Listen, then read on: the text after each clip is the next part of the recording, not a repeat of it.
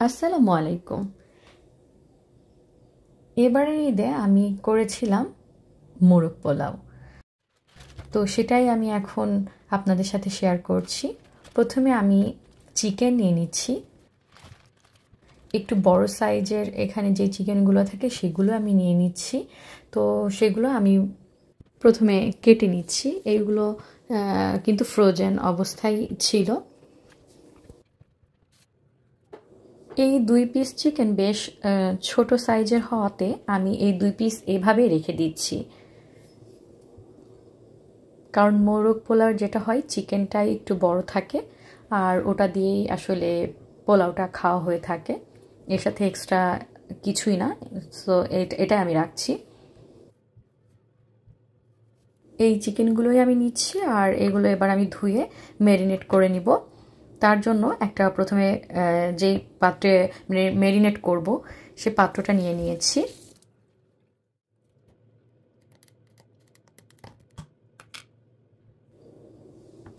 আমি প্রথমে সেই বোলটাতে নিয়ে নিচ্ছি টক দই, দিচ্ছি লবণ, শুকনা মরিচের গুঁড়া, কিছুটা সরিষার তেল। এগুলো খুব ভালোভাবে একটু মিশিয়ে নিচ্ছি আর দিয়ে দিচ্ছি অর্ধেকটা লেবুর রস। এবার আমি সব চিকেনগুলোর গায়ের সাথে ভালোভাবে মশলাগুলো মেখে নিব। চিকেনগুলো ভালোভাবে ম্যারিনেট করা হয়ে গেলে আমি এমন একটা কাভারের সাহায্যে ঢেকে ফ্রিজে 3 থেকে 4 ঘন্টা রেখে দিব। আর কেউ চাইলে সারা রাতও এটা ম্যারিনেট করে ফ্রিজে রেখে দিতে পারে। আমি একটা বাটিতে বেশ কিছু পেঁয়াজ পানির মধ্যে ভিজিয়ে রেখেছি যাতে খোসাগুলো সফট হয় আর পেঁয়াজগুলো খুব দ্রুত ছাড়ানো সম্ভব হয়। এই জন্য একে একে আমি পেঁয়াজগুলো কেটে নিচ্ছি। আমার যতটুকু প্রয়োজন হবে আমি ততটুকু ব্যবহার করে বাকিটুকু আমি রেখে দিব। এই জন্য আমি একবারে পেঁয়াজগুলো ভিজিয়ে রেখেছিলাম।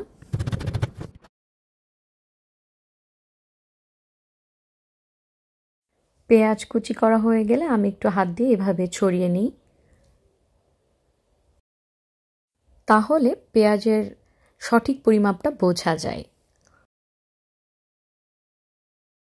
এবার চলে যাচ্ছি একদম মূল রান্নায়।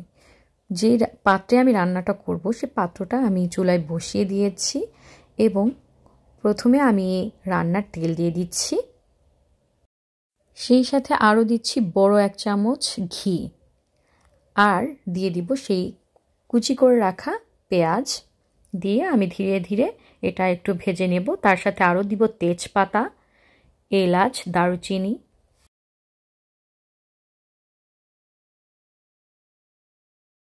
খুব ধীরে ধীরে এগুলো আমি একটু ভেজে নিব। পেঁয়াজগুলো একটু বাদামি রঙের হয়ে এলে আমি এতে দিয়ে দিচ্ছি পেঁয়াজ বাটা, কাঁচামরিচ বাটা। এই সবগুলো দিয়ে খুব ভালোভাবে একটু নেড়ে দিব। আর একে একে জয়ত্রী, জয়ফল বাটা এগুলো আমি এর সাথে অ্যাড করে দিচ্ছি। আবারও একটু ভালোভাবে নেড়ে মশলার সাথে মিশিয়ে দিচ্ছি। প্রতিটা মশলাই প্রত্যেকবার দিতে হবে আর ধীরে ধীরে নেড়ে দিতে হবে যাতে সহজে মশলার সাথে আরেকটি মশলা মিশে যায়। এর সাথে আরও দিচ্ছি রসুন গুঁড়া, আদা গুঁড়া। এবার দিচ্ছি জিরে গুঁড়ো, ধনিয়া গুঁড়ো। এগুলো দিয়েও আবারও একটু ভালোভাবে নেড়ে দিব।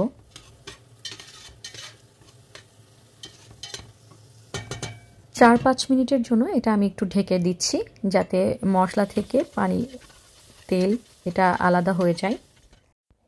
সেই ম্যারিনেট করে রাখা চিকেনগুলো আমি এবার দিয়ে দিচ্ছি। চিকেনগুলো দিয়ে খুব ধীরে সুস্থে এই রান্নাটা করতে হবে। দিচ্ছি লবণ। শুরুতে আমি অনেক বেশি লবণ এখন অ্যাড করব না, কারণ ম্যারিনেট করার সময়ও আমি কিন্তু লবণ দিয়ে দিয়েছিলাম। লাগলে পরে আবার আমি চেক করে লবণ এর সাথে দিয়ে দিব। আবারও একটু ভালোভাবে মশলার সাথে এই চিকেনগুলো একটু নেড়ে দিচ্ছি।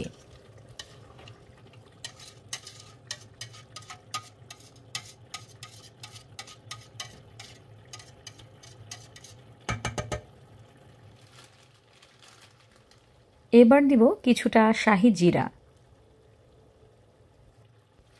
এই পর্যায়ে আমি এখন দিব গরুর দুধ।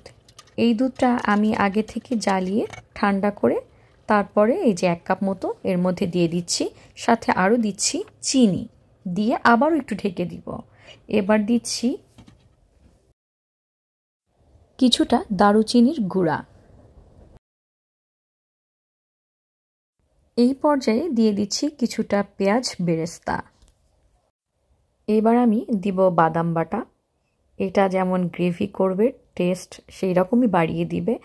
আর মোরগ পোলাওয়ের এটা একটা মেইন ইনগ্রেডিয়েন্টস বলা যায়। কিছুটা গোলাপ জল ও কেওড়া জলও দিয়ে দিচ্ছি, সেই সাথে দিয়ে দিচ্ছি গুঁড়ো দুধ। এটা চাইলে দিতেও পারেন, আবার নাও দিতে পারেন, তবে আমি এটা দেই। এবার করে নিচ্ছি মোরগ পোলাওয়ের পোলাওটা। তো একটা কড়াই গরম করে তাতে তেল দিয়ে দিয়েছি, তারপরে দিয়েছি বাটার। এবার আমি ধুয়ে রাখা যেই চালটা আমি 10 মিনিটের জন্য অবশ্য পানির মধ্যে ভিজিয়েও রেখেছিলাম, তো এবার এই চালটা দিয়ে আমি ভালোভাবে আগে একটু নেড়ে নিচ্ছি। যে হাঁড়িটাতে পোলাওটা করে নিব সেটার জন্য একটা বড় পাত্র নিয়ে নিয়েছি, তার মধ্যে দিয়ে দিয়েছি তেল। আর এটা আমি আসলে বাসমতি যে চালটা পাওয়া যায় সেটা দিয়েই করছি, তবে পোলাও চাল দিয়ে করলে আরও বেশি ভালো লাগে। তো যাই হোক, এর মধ্যে ঘি দিয়ে দিয়েছি, পরিমাণ মতো কিছুটা পানি আমি এর মধ্যে দিয়ে দিয়েছি। তার সাথেই দিয়ে দিচ্ছি দুধ। দুধ এবং পানি কিছুটা ফুটে উঠলে দিয়ে দিব ওই ভেজে রাখা চালটা। হাতের কাছে থাকা যে কোনো একটা বিরিয়ানির মশলা থেকে 2-1 টেবিল চামচ এর মধ্যে আমি কিছুটা অ্যাড করে দিব। দিচ্ছি স্বাদ অনুযায়ী লবণ, খুব সামান্য কেওড়া জল।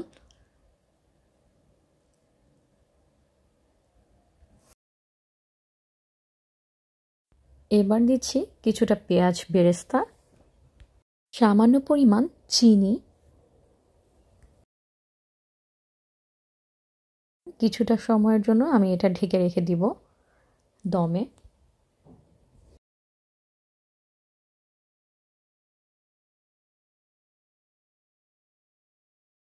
এই পর্যায়ে ভাতটা হয়ে গেলে আমি এর মধ্যে দিয়ে দিচ্ছি কাঁচামরিচ, আলু বোখারা দিয়ে আবার একটু ভালোভাবে নেড়ে আবার ঢেকে রেখে দিচ্ছি। বেশি না, এইভাবে না। এবার আমি যে পাত্রটাতে এই খাবারটা দিব সেটাতে আমি প্রথমে রাইসগুলা বেড়ে দিচ্ছি, তারপর উপর থেকে আমি দিয়ে দিব চিকেন রোস্টগুলো আর কিছুটা গ্রেভি। রেস্টুরেন্টগুলোতে ঠিক এভাবেই তারা দিয়ে থাকেন।